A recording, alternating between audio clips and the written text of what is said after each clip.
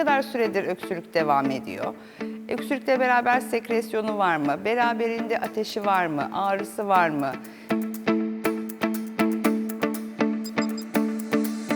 Kronik öksürük dediğimiz ise 8 haftayı aşan öksürüklerde kronik öksürükten bahsediyoruz.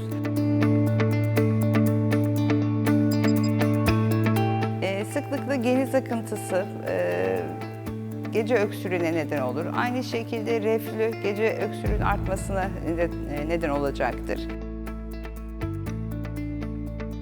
Merhabalar, Profesör Doktor Ceyda Erel Kırışoğlu Demir ben. Göğüs hastalıkları ve uyku uzmanıyım. Bugün hastanelere en sık gelme sebebi olan öksürükten konuşuyor olacağız.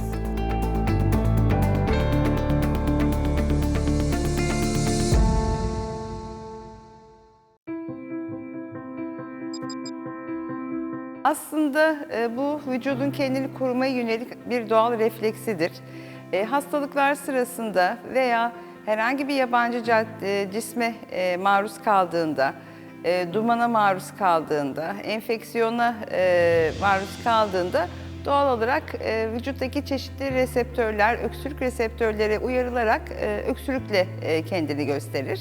Bu şekilde hava yolunu temizlemeye, içeri giren o yabancı cisim, sekresyon, dumandan irite olan dokuları rahatlatmaya yönelik bir süreçtir. Öksürükle başvuran hastalarımıza dikkat ettiğimiz, sorduğumuz mutlaka belirli özellikleri var. Ne kadar süredir öksürük devam ediyor? Öksürükle beraber sekresyonu var mı? Beraberinde ateşi var mı? Ağrısı var mı? Nefes darlığı, hırıltı, hışıltı gibi semptomlar eşlik ediyor mu? Mutlaka bütün hastalarımızda bunu değerlendiririz. Öksürüğü devam eden süreye göre değerlendirdiğimizde ki 3 haftadan kısa olan öksürüklere akut öksürük diyoruz. Sıklıkla bu akut öksürüğe neden olan sebep üst solunum yolu enfeksiyonlarıdır. En sık gördüğümüz, en sık başvuru sebebi 3 haftadan kısa süren öksürüklerde özellikle viral üst solunum yolu enfeksiyonlarıdır. Üst solunum yolu enfeksiyonları dışında zatürrede, yabancı cisim aspirasyonunda böyle ani gelişen kısa süreli öksürükler görebiliriz. 3 ila 8 hafta aralık arasında olduğunda sıklıkla sebep enfeksiyon sonrası gelişen öksürüklerdir. Enfeksiyon sıklıkla hastalarımız bize der, ben ne zaman nezle grip olsam, hasta olsam hemen göğsüme iner diye. Bu göğüse inen öksürükler aslında bize daha çok bronşlarda bir duyarlılık olduğunu, astım adayı olduğunu veya astımı olduğunu düşündürür. Tabii hastanın sigara öyküsü önemlidir. Beraberinde ek semptomlarına göre değerlendiririz. Ama daha uzun süren öksürüklerde aklımıza yine üst solunum yolu enfeksiyonu sonrasındaki bu hassasiyet dönemi gelmekle beraber sinüzitler yani geniz akıntısıyla seyreden hastalıklar, reflü dediğimiz mide asitinin ağza acı su şeklinde gelmesiyle seyreden tablo, astım gibi hava yolunun hassasiyetinin arttığı, nefes darlığının, hırıltının, hışıltının, göğüste bir doluluk hissinin, baskı hissinin eşlik ettiği tablolar. Alerjenlerle tetiklenebilen durumlar söz konusudur. Yine daha uzun öksürüklerde bronşektazi, tüberküloz gibi sebepleri de araştırmamız gerekebilir.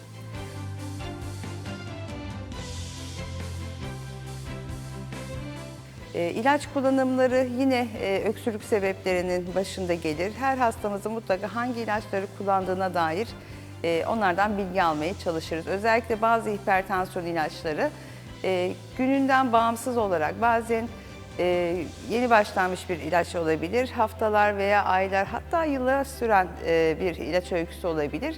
Yine de bu ilacı kesip eğer başka bir sebep bulunamazsa bu ilacı kesip yerine daha uygun bir ilaçla devam edilerek ilacın kesilip beklenmesi gerekir öksürüğün geçmesi için. Yine kronik öksürük dediğimiz ise 8 haftayı aşan öksürüklerde kronik öksürükten bahsediyoruz. En sık gördüğümüz kronik öksürük sebeplerinin başında yine üst solunum yolu öksürük sendromu diye geçen geniz akıntısı veya boğaz reflüsü ve astım akla gelir. İlk üçü, bu üç sebep Kronik öksürüğün yani 8 haftadan 2 aydan uzun süren öksürüklerin kimilerine göre %80'i, kimine göre %95'ini oluşturur. Ancak tabii ki bunların dışında başka neler olabilir? Zatürre olabilir, plevra hastalık, akciğer zarı hastalıkları olabilir. Akciğerlerin iyi huylu veya kötü huylu tümörleri olabilir. Yine ilaç kullanımı uzun süreli ACE inhibitörleri gibi bazı tansiyon ilaçları örneğin kronik öksürük sebepleri arasında sayılır.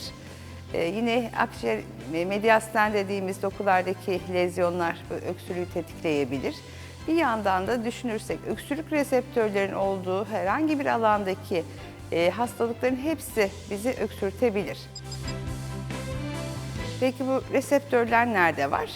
Boğazımızda var, akciğerlerde var, bronşlarda var, midede var, diyafragmada var. Diyafragma dediğimiz göğüs boşluğunu karın boşluğundan ayıran kas dokusudur. Akciğer zarında var bu reseptörler. Dış kulak yolunda hatta kulak zarında da var. O yüzden öksürük geliştiğinde kulağımıza kadar bakmamız gerekiyor. Öksürük tanısında hangi yöntemlerden yararlanıyoruz? Tabii ki bizim için en önemli şey aslında %90 bize tanı koyduran şey hastayı muayene ettiğimizde aldığımız öyküde kabaca %90'da hastalarımızda bir fikrimiz oluyor ne olabileceğine dair.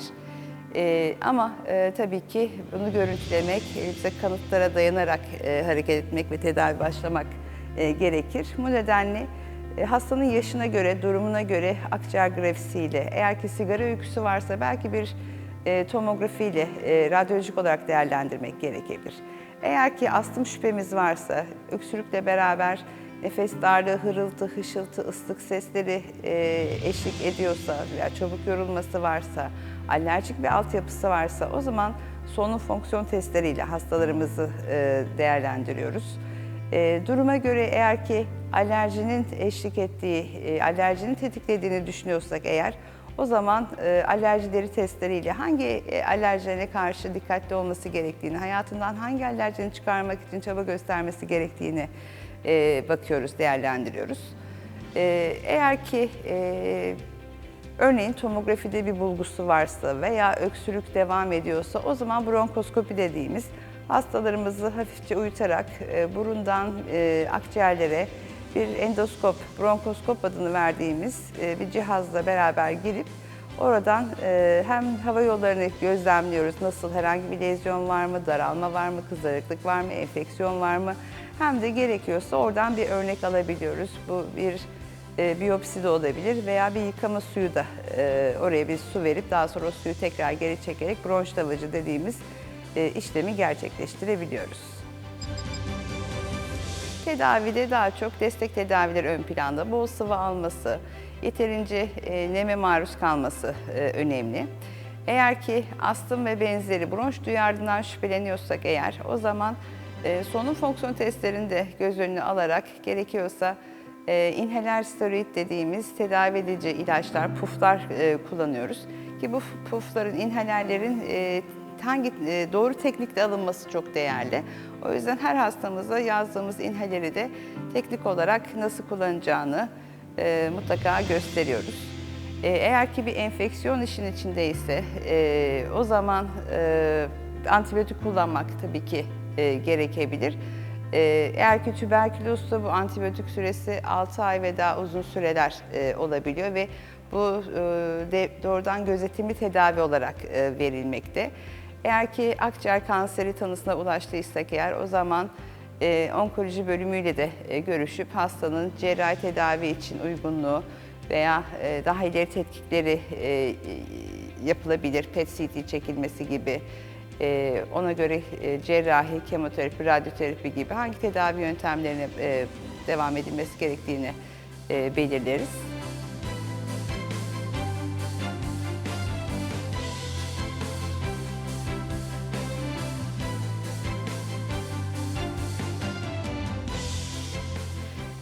Öksürük hakkında genel hatlarıyla konuştuk. Şimdi de sizden gelen sorularla devam edelim.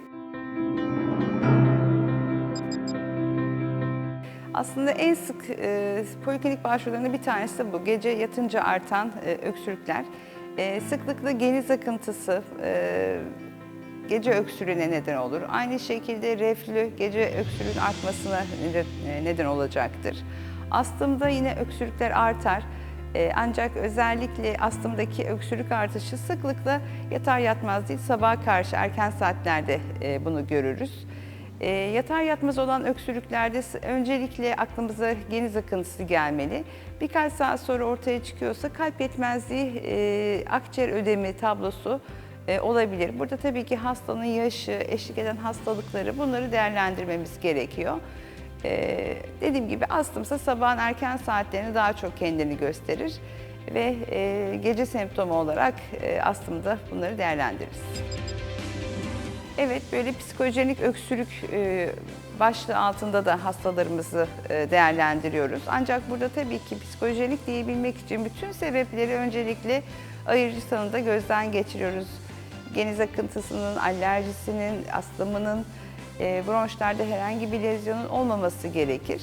Tik şeklinde gelişen öksürükler de yine olabiliyor. Endişe ve kaygıyla tetiklenen öksürük nöbetleri de yine görebiliyoruz. Öncelikle yapılması gereken bir numara, tabii sigara tüketiliyorsa sigaradan uzak durmak, pasif içiciliğe maruz kalıyorsak bunun engellenmesi, bol su içmek, yani bol su derken kilonuz çarpı 30 mililitre eşittir günlük tüketmeniz gereken su miktarı. Kabaca bir hesap, yani ortalama 2,5-3 litre gibi denk geliyor erişkinlerde tabii ki. Bitki çayları tüketilebilir. Balla yapılan çalışmalar var ancak tabii balın alerjik etkileri de göz önüne alınmalı. Herhangi bir reaksiyon yoksa eğer balın öksürük şiddetini mayoda yapılan bir çalışmada azalttığı gösterilmiş. Bitki çayları, oda ısısındaki içecekler yine öksürüğü azaltır. Bu bitki çaylarında da hani benim kendi adıma en sevdiğim ve önerdiğim belki biraz sıcak suyun içine zencefil ve bal katıp bunu tüketmek. Hem anti-inflamatuar etkileri var, antibakteriyel etkileri olduğu söyleniyor. Yine büyüklerimizden gördüğümüz hatmi, ıhlamur gibi çaylar tüketilebilir. Bunlarla güvenlikte bize bir sıkıntı yaratmayacaktır. Sıklıkla gördüğünüz gibi öksürüğü çok kesmeye çalışmıyoruz. Genelde öksürüğü iyileştirmeye çalışıyoruz. Kesinlikle gerekiyor. Eğer ki öksürüğümüz uzun sürüyorsa, nöbetler halinde, kriz halinde geliyorsa, eşlik eden semptomlar varsa, kan tükürme gibi, ateş gibi mutlaka bir hekime başvurmak gerekiyor. Nöbetler halindeki öksürük bir yabancı cisimle ilişkili de olabilir. Astım, alerjik bir reaksiyonla da ilişkili olabilir. Mutlaka bir hekim tarafından değerlendirilmek gerekir. Gebelik dönemi biz öksürük açısından veya pulmoner semptomlar açısından biraz sıkıntılı.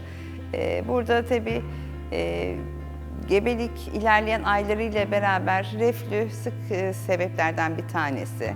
Yine burun etlerindeki vücuttaki hormonal değişimden kaynaklanan burun etlerindeki şişlik, geniz akıntısını, rahat nefes almayı engelleyen tablolardan bir tanesi. Bazen astım gebelerde daha ağır seyredebiliyor ki gebelerin 1/3'ü astımları düzelir. 1/3 aynı kalır, 1/3 ise artar, kötüleşir diyebiliriz. Gebelerde tercihen B kategorisinde olan ilaçlarla beraber tedavileri uyguluyoruz. Bunlar inhaler steroidler olabilir, burun etlerine yönelik tedaviler olabilir. Reflü için yüksek yastıkta yatması yine rahatlatıcı olacaktır. Bol sıvı alması yine gebelerde önerilerimiz arasında geçmekte.